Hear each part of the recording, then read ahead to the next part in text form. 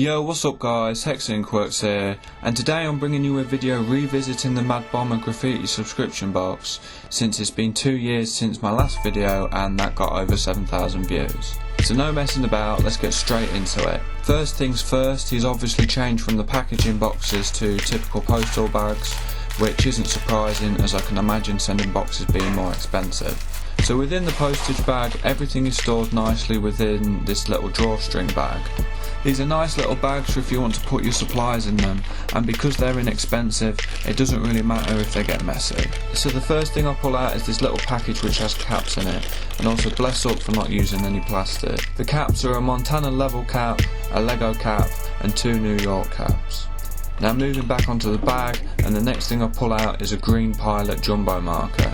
These are a classic marker, originally used by the first writers in New York. Now onto the next thing, which is a bit of a contrast, which is this little blue deco colour marker. Never really used one of these before, but I can imagine that they're just a cheap economic oil based marker. The next thing we have is this, what I suspect is a 10mm red G's Forever mop. Unlike many graph brands, this guy is independent and makes everything by hand. Now we have this grey Winsor & Newton pigment marker, and I'm pretty sure these are similar to the likes of Copic and Pro marker. They're definitely not a paint marker and are more rendering markers. Next thing I pull out is this envelope. I presume it has stickers in it, and yeah, this is just full of stickers from other artists as well as a few blanks.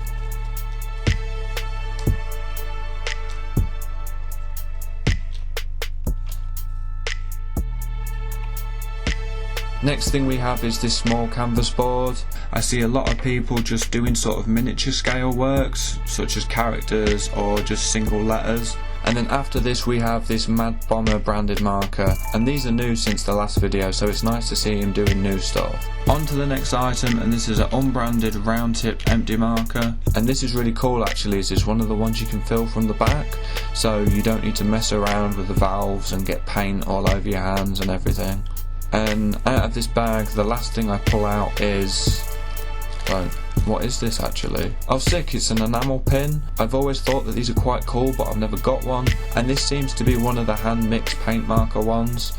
So now this bag has been done, I'll move on to the next one, and once again it's contained in a nice little drawstring bag. So the first thing I pull out is another classic, and is one of the only markers you'll ever need in my opinion, and this is the short pencil white marker, followed by another bag of caps, and this one consists of a Lego cap again and a NY cap, but also has 2 more interesting caps in it, which I presume is a Rusto Fat and a Boston Fat. And here we have another envelope with more artists and blanks in it.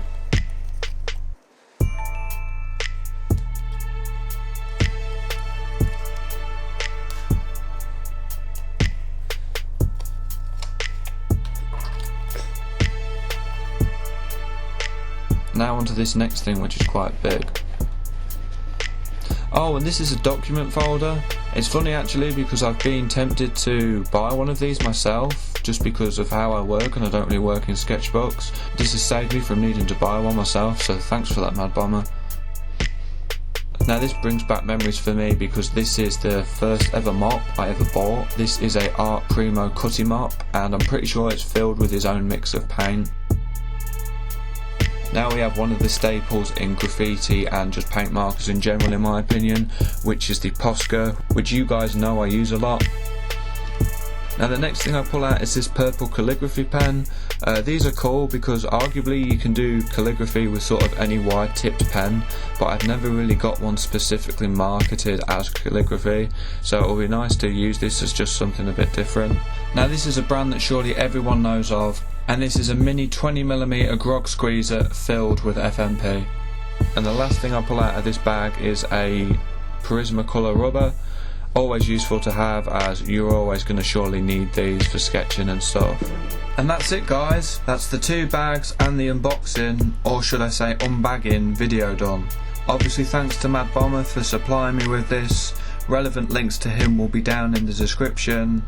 and the only thing that I can really say is he's just going to keep on getting better from here, including more of his own brand stuff as well as new items when they obviously come out. I'd advise if you're an artist or produce some goods similar to G's Forever, I'd definitely reach out and message him and see whether you can help each other out.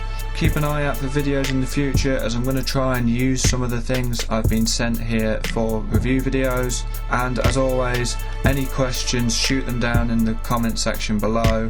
Comment, like, subscribe, and don't forget to check out my Instagram where I post more often. This has been HexxInkworks with a Madbomr unboxing. Peace out.